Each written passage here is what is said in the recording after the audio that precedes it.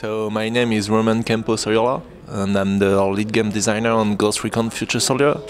It's been like 12 years now that I'm working in this industry, and actually at first it was a random that I ended up in the industry. I was in a law school, and at first it was like a summer job. I was video game tester, and it was supposed to last for 4 months, and eventually 12 years after I'm still there.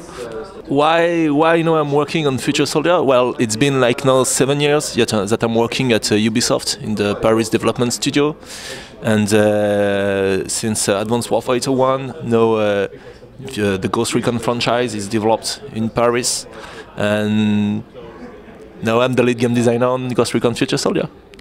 The most tricky things with any Clancy brand, especially Ghost Recon, is that at its core, Ghost Recon is a squad-based shooter. It's a shooter, but it's squad-based, and it's really really relying on tactic and coordination, that kind of stuff. And so for Future Soldier, we wanted really to stay true to that core, but we wanted to expand the experience in two specific areas. First, Future Soldier is the first Ghost Recon game that is fully playable in co-op up to 4 players, and that's the main reason why we changed the order system. Because as you can be 1 player with 3 AIs, or 3 players and 1 AI, or 4 players and so on, we still wanted to have an order system between the players, and we wanted it to be useful to the players, and we wanted that order system to work seamlessly, whereas you're giving order to a player or to an AI. And telling to a player, hey dude, go behind that cover, it's not interesting. And I think if someone tells me, hey, go behind that cover and wait for... No, well, okay, I know what I need to do. What at a more strategic level do you want me to do? And that's when we started playing with that mechanic of tagging enemies and the synchronized shots and the focus fire during the fights and so on. It's because what really matters when you're playing with friends, it's the targets. Who are we going to shoot first? How could we shoot at the same time? Because those 4 guys, if we shoot one guy too soon, the other guy will see his dead body and will trigger the alarm. So we need to kill those 4 guys simultaneously and so on. And that's what is interesting. And eventually, even when we were playing with the old Ghost Recon order system, when you were saying to your teammate, go behind that cover or there, eventually you were always telling them, and shoot that target. So what is interesting? Pick the right target and pick the right spot to start the fight or so on, or tell him to go behind that cover. So that's why we simplified in terms of control, but not in terms of deepness of gameplay. Ghost Recon has always been about elite special forces and kind of Delta Force or that kind of stuff, and about advanced technology. Even in the first game, you were really using top high-tech tools.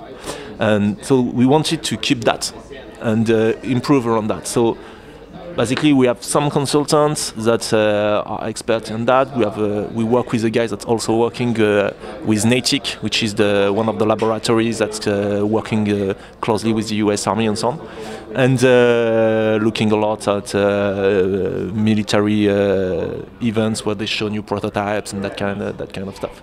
And we looked at what were the prototypes or what were the research area, and we iterate. Either we took real prototype and turned them into like working feature, or we iterate on concept that those people were searching.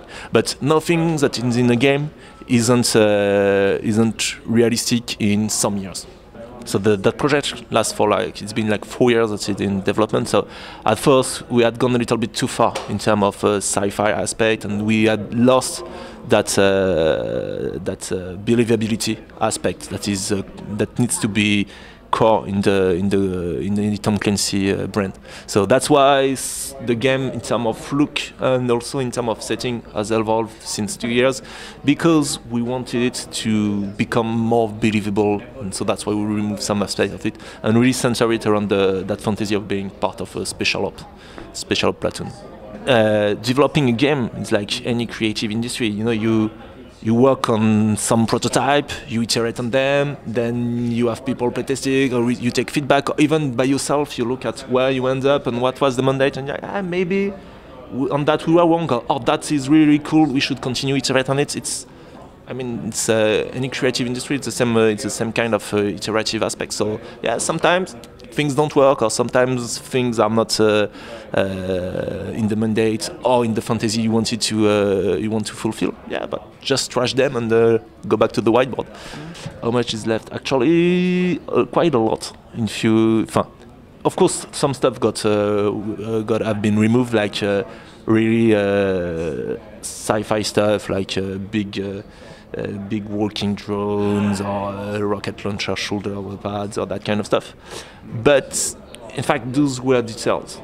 It was like, that item or that specific AI classes and so on. But I mean, the core of it, which is a special op experience and 4-player co-op and cover-based, have a cover-based shooter that is more visceral than what Ghost Recon used to be, are still true in the game. So yes, if you looked at the game 2 years, 3 years ago, it was really different. But I think, honestly, any project that I've worked on, when you look at the game 6 months earlier, or 1 month earlier, or 2 years earlier, it always looked like, wow, it was looking like, wow, but we've worked a lot in 2 years, yes. Actually, yeah.